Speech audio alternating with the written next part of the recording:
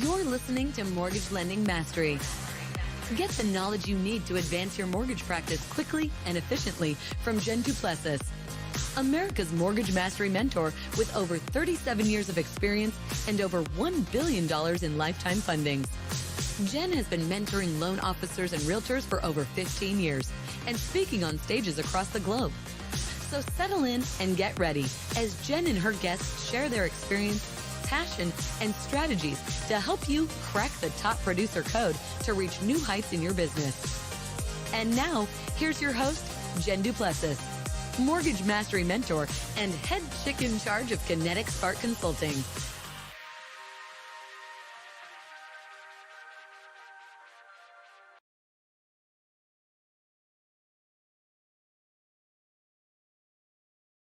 Hi, everyone. Welcome back to this episode. My guest today is Shiraz Baboo, and he is an award-winning author. Let me get your stuff over here a little bit better. He is an award-winning author, international speaker, and reality interventionist, which I cannot wait to talk about. He is known for helping people to rewrite their reality and overcome challenges in their lives using what he calls energetic magic. He's helped hundreds of people to overcome illness, poverty, and unconsciously addicted struggles. Overall, he is a renowned personality in the area of reality addiction, and his book, How to Rewrite Reality, has changed lives across the globe. So welcome to our show today. I am so happy to have you here. Thank you, Jen. I'm so happy to be here. Good. So I want to dig into reality, and especially subconscious reality. You know, I talk a lot about increasing the awareness of how you're presenting yourself, increasing the awareness of the way you react with people. Tell us a little bit about the reality. We are programmed to act and react in specific ways, and we call them habits. And everyone's got this, but there's also an addiction component to it. So this is why it can be so hard for people to change, because if you decide, I want to change my life, I want to be less reactive, I want to be less frustrated and more happy. When you try to change those habits, your body can physically go into withdrawal without you realizing it.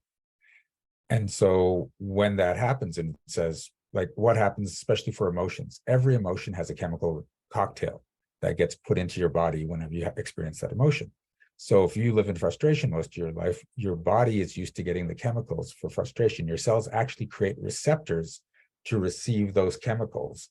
So when you say, I'm done with frustration, I'm going to be happy, you start being happy, and the cells aren't getting those chemicals. They go into withdrawal. They send a signal to your brain, says, make this person frustrated. And so something happens, something triggers you, you get frustrated, those chemicals hit your cells go, oh, thank God. And you get pulled back into the addiction. It is a physical withdrawal, but it doesn't feel like I need to be frustrated. It feels like, hey, I'm happy. It's like, oh my God, that person pissed me off. Right. And then Right. Just like, it wasn't me, it was circumstance. But no, it was actually your body saying, no, I want you to react.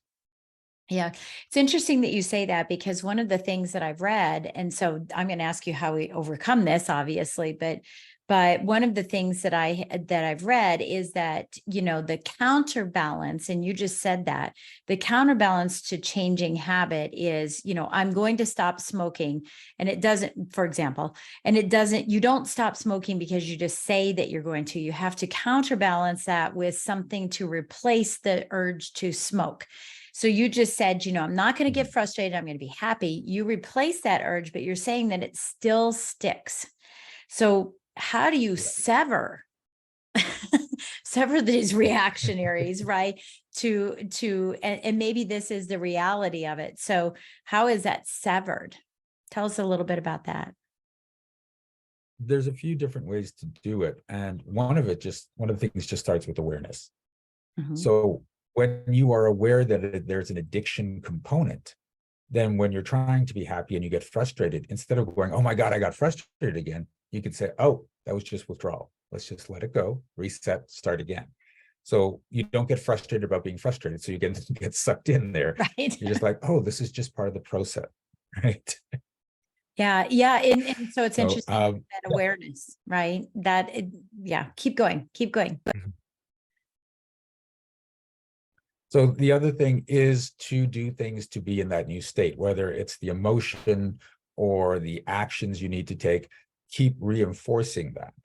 So for me, there used to be a lot of frustration. There used to be anxiety. There was a period of my life where I was making zero money for 2 years, like not even minimum wage or small amounts. It was zero for 2 years.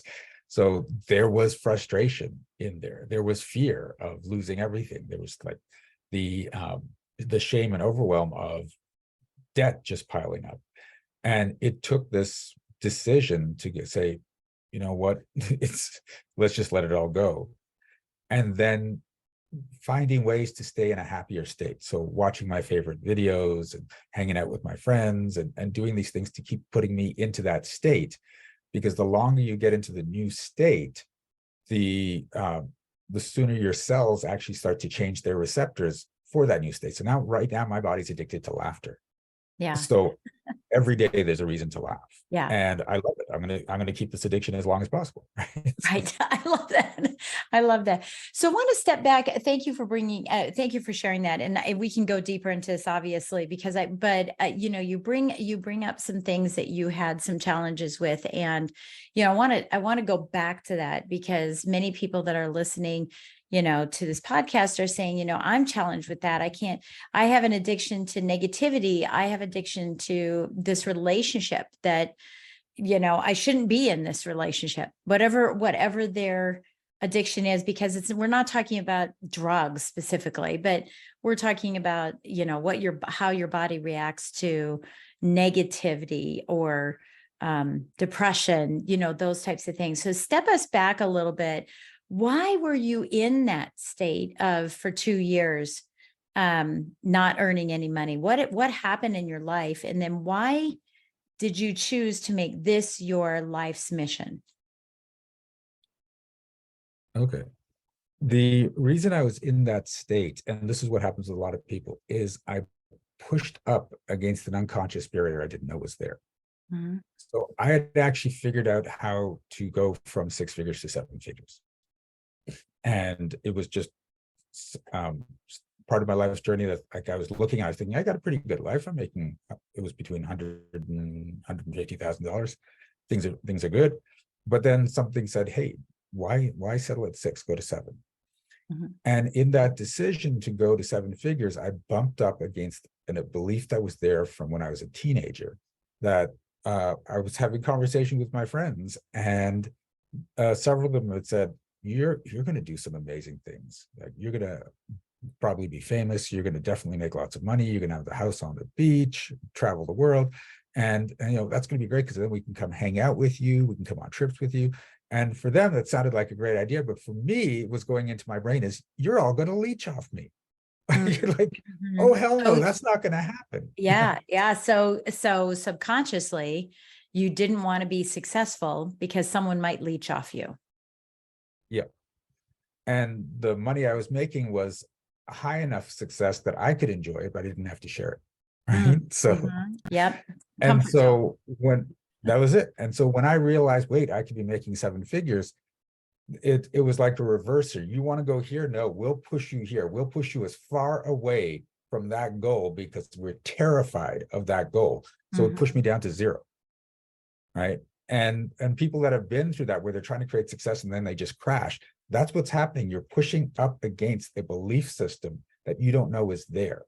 And it's always about emotions, because your mind prioritizes avoiding emotional distress over having physical circumstances. So rather than feel guilted, pressured, all that stuff that would come from my friends, I opted to create poverty because it doesn't care about the physical.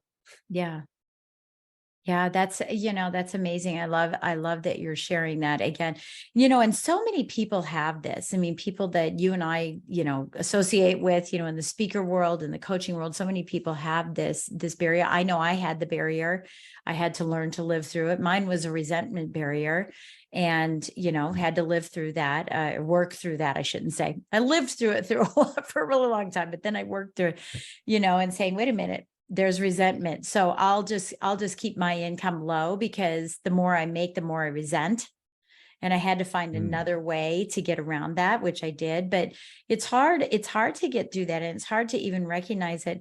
Are there steps that people can take to even recognize it? What if we aren't recognizing it? So here's the easiest way to recognize it. Any consistent issue in your life is an addiction. Yeah. That's Good or it. bad? It's just that simple. Good Good or or bad?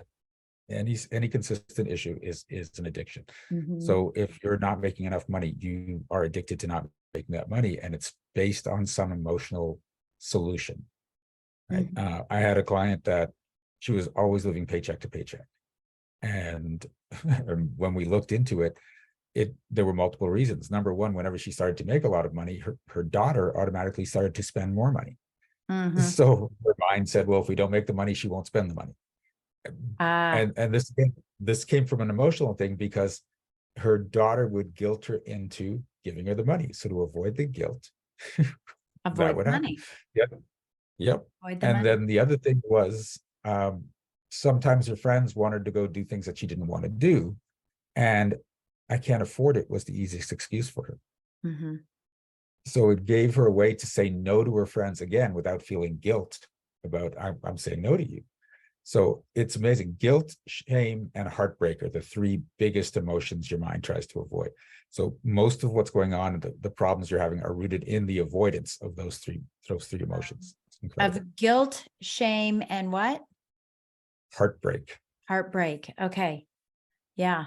Yeah. Interesting. Yeah, that's really interesting. So you move people from this nasty darkness into this beautiful light, and you call it energetic magic. I love that you're calling it, Yes. this magic, specifically because you work with Jay Souter, and so do I. So I think of magic, automatically. What why do you call it energetic magic? Not laughter, for example, because you're loving laughter. I mean, I definitely, laughter is energetic. There's no question about it, and it's contagious. But Yeah. why energetic magic? When I work with people, there's a shift in energy. Mhm.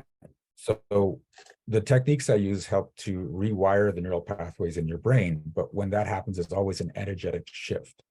Mhm. And so Yeah. when I wanted to name this, I said, okay, it's got to be something around energy, right? And Right. we things like brain training and stuff like that. But no, it's about energy. It's all coming down to the energy, and the energy of how you feel, the energy that's shifting around you. It's all energy. And then one of my friends says, but no, we call you the wizard because we get results like magic. Like I've had results with people in as little as 5 minutes. Wow. Right. Wow. So they said, so it has to be magic. And then we were arguing back and forth, energy, magic. And then finally someone said, why don't you just call it energetic magic? I'm like, oh yeah, that works. Like, that kind of gets Right, right. Sometimes we can't see our own ears, right? And we need everybody else to do something yeah. for us. Yeah, right. Yeah, yeah, yeah. I love that. Can you tell us a little story about, yeah, and you did say something about, yourself, you said something about another person, but can you give us a story, or share about a client, a situation that they had been fighting for so long, as a business owner? Sure. One of my clients, she did private coaching. She was a grief and trauma counselor. So she would put people through this multi-week program, one-on-one coaching, and it's a very, very powerful program, and she'd have great results. The issue was she would never be able to get more than 4 clients a month. Now, it was a $2,000 program, so when she got 4 clients, that's a good month, but she didn't always get 4 clients. Sometimes it would be 1 client. Mhm. Right? And so she came to me and she said, this has been going on. I've tried promotions, I've tried business coaches, I've tried, different ways of doing deals and marketing. nothing works. I can't get past 4 clients a month. When we looked at what was going on with her, I found out that she had this belief that if she went past 4, it wouldn't be 5 or 6, 7. 6 or 7 was her sweet spot. If she can get 6 or 7 clients a month, that's all she wanted. She thought it would go 15 or 30 or 40, right? That's what was playing in her unconscious mind. And that's just too much. That's overwhelming for one-on-one coaching. There's no way she could keep up.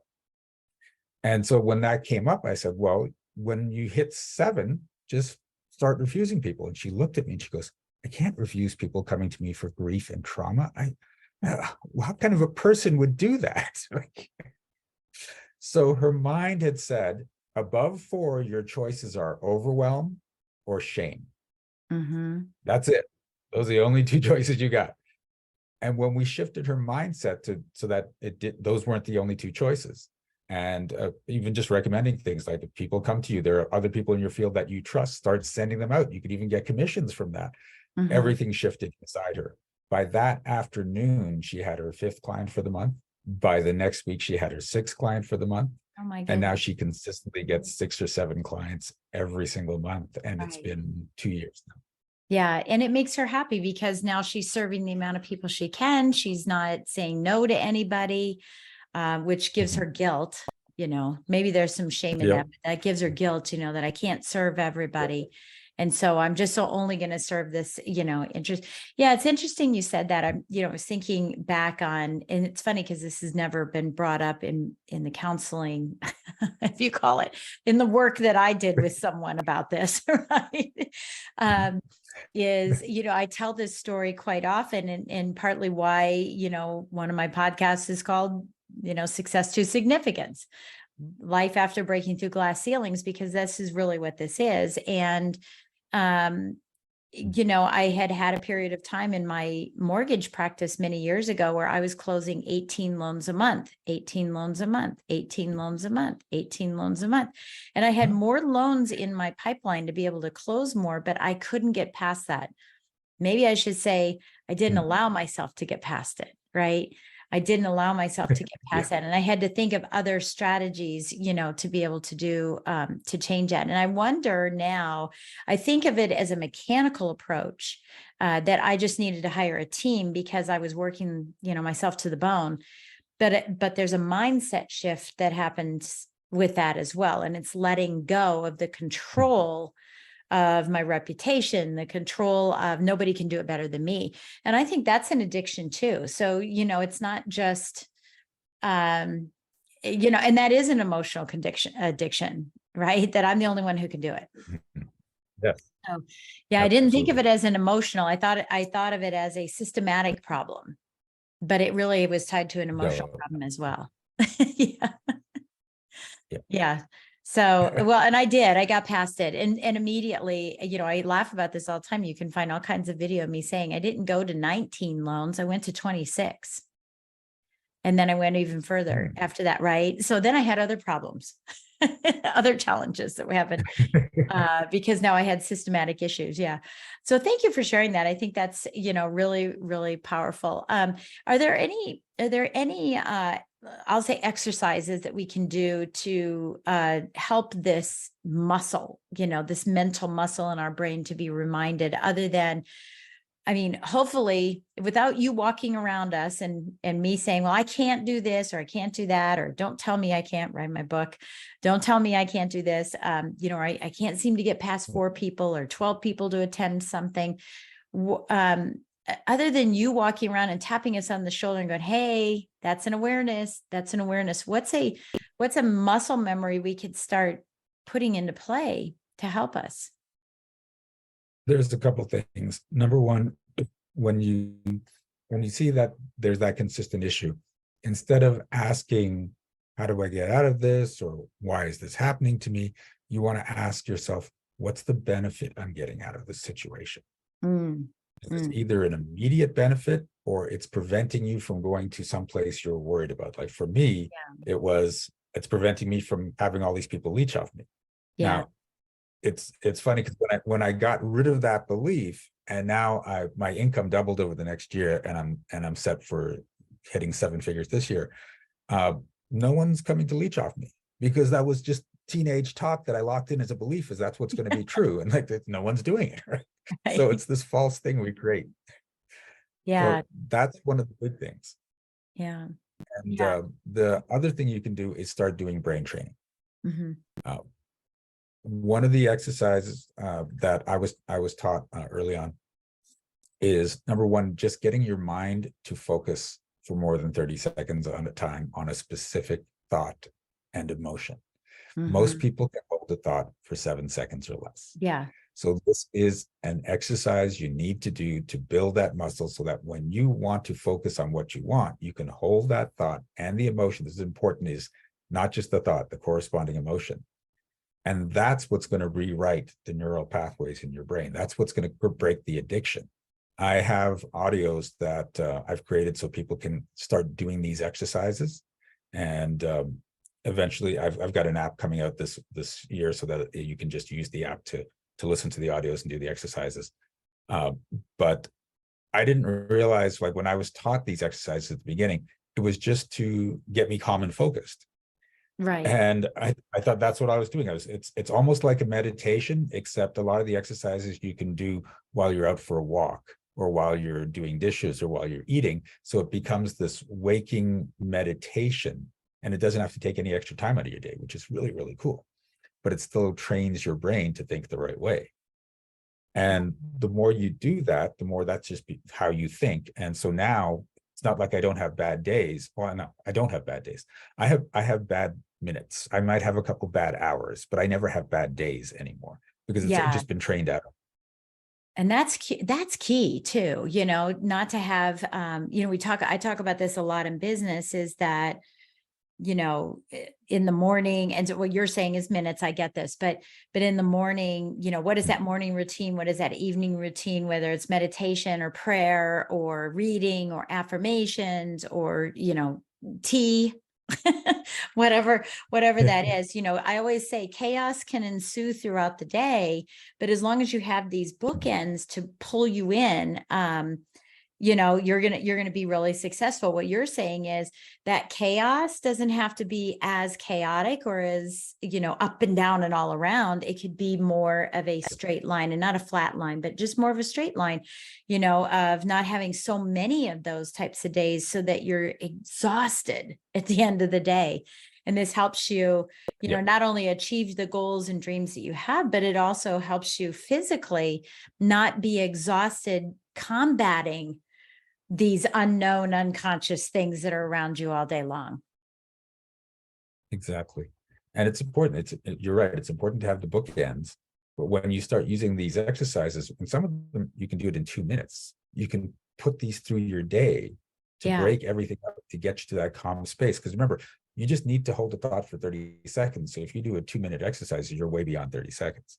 Yeah. Yeah. I love it. And I know we have a link for that here in the show notes so that people can get that from you. So thank you so much for giving us that. So as we finish our time together, what would you like to leave people with? What do you have coming up? Do you want to give them some type of a quote? What do you want to say? The thing I love to say is don't be afraid to be the happiest person in the room. Right? A lot of times people get treated like it's bad to be so happy, like happiness is an illness. What drugs are you on? Right. Right. But when you allow yourself to be the happiest person in the room, you've raised the level of happiness in the room, and other people will see how happy you are, and they can now come up because they're afraid to be happy. So be as happy as you can, as often as you can, and don't give a crap what anyone else thinks about it. Yeah. I love that. I love it. Thank you so much, Shiraz, for being with us today. We've only hit the tip of the iceberg, I know, for what you can offer people. So, if you're listening to this, I encourage you to get in touch with Shiraz. Make sure that you're listening to this 2 minutes at minimum. If you're watching this podcast or listening to the podcast, add this to it. That doesn't hurt to take a couple minutes every single day, to improve yourself and get better. And reach out to Shiraz if you want to work with him as well. I'm sure that as soon as you get this gift, he's going to connect with you and, take him up on any offers that he's got going on. So, Shiraz, one other quick thing. I know that you just had a big summit and I was part of that. Thank you so much for having me be part of that. And I hope that Thank you. my contribution was good to it, because it was very mindset healing type of summit. And I was talking about business, but in a different facet than most people hear me speak about. So what's coming up for you? Do you have another summit coming up? Do you have an event coming up that someone could be tapping into? Oh my God, there's always something coming up. So, and thank you so much for being in the summit. It's funny because people think it's going to be more about mindset, but it was about teaching healers how to create wealth and how to do business right. And that's something so that's why I wanted you in that event. Yeah. And there will be another one coming up in the fall. What's coming up for me right now is I'm actually doing a workshop based on my book, How to Rewrite Reality. It's a 3-day intensive on the concepts in the book, clearing out all your crappy beliefs as we go. And that's coming up at the end of May. And at the end of July, there's a 3-day event where I'm going to have, it's like a summit, but it's more concise. There'll be hour-long talks instead of half-hour talks, and it's going to be more intense. And it's all about taking your business, your coaching business, to the next level. Beautiful, beautiful. And I know that anybody who gets your freebie here, your brain focus and brain training audios, will get information about all of those events. So I would encourage everyone to, if you've had struggles and just feel like there's a lid on your business, or there's a lid on your life, or a lid on your relationships, take him up on his offer. Click on that link below and make sure that you get that. So again, thank you so much, Shiraz. Happy to have you here. Thank you so much for your time and your energy. Appreciate it, and bringing us all that magic. And for those of you listening, thank you so much for taking time out of your busy day to spend time with us so that you can learn more about how to improve yourself and your business and your life all the way around. And don't forget to click on the YouTube link and go and subscribe to us as well, so you can see us doing what you're hearing. And last but not least is, don't forget to click on the link about the Limitless event that's coming up in the middle of May in Phoenix, Arizona, a 3-day event. We would love to see you there, and can't wait to share with you as much as we can in the time that we have together. So thank you for listening. We'll catch you next time. Thanks for listening to Mortgage Lending Mastery. Be sure to subscribe to hear more sales tips, ideas, strategies, and tactics to help you with your personal and professional growth to multiply your results in record time. And if you like what we're doing, don't forget to give us a rating and review so we can continue to bring you the best content possible. Wanting more beyond the podcast? Join our Mortgage Lending Mastery membership community, where you will find extended interviews with our favorite guests, weekly training, tips, and insider secrets, fireside chats with Jen, free content, meet, share, and collaborate with other members, and so much more. Click the link in the show notes to learn more about this exclusive content. Mortgage Lending Mastery is an Industry Syndicate charter podcast. Industry Syndicate is the first podcast network specifically for the mortgage and real estate industries. Get the Industry Syndicate app in the App Store or Google Play today.